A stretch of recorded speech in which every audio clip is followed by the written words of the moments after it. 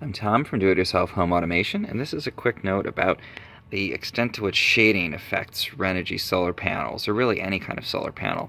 So I have been showing a off-grid apartment or renter scale solar system that you can build with Renogy panels to have a little bit of solar power if you're not going to be putting panels all the way up on your roof or something like that. It's especially great for renters where you have a balcony like this little one I have here.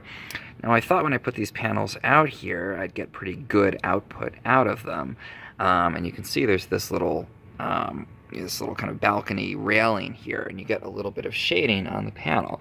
Now you wouldn't necessarily expect that that would have a huge impact on the output because most of the panel is, as you can see, still in the sun.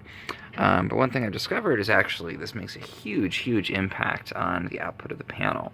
So if I bring this into full sun, instead of having it under this little bit of shading from the railing, it actually doubles or even triples the output that I'm seeing out of that panel in wattage at my charge controller.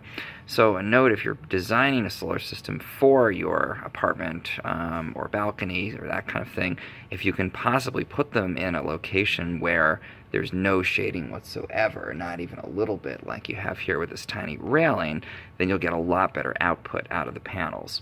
So avoiding even, this corner is blocked a little bit by the wall with the concurrent sun angle, or the tree across the street can cast some shadows at different times of the day. So anything you can do to locate your panels such that you get full sun, you'll get a lot better output out of them. And if you're seeing low output out of the Renogy panels, I would try moving them to full sun with no shade at all and see what your output is like after that. Of course, there's some times where you can't avoid the shading and you still do get fairly good performance out of these panels. This is a 50-watt panel and I can still get, maybe 30 watts out of it, 20 watts out of it or something like that if it's just a little bit of shade. But if it's shaded as much as this, it might drop down to 10 watts or 15 watts or something. So moving it into full sun, you can get, I find, sometimes even higher than the rated output.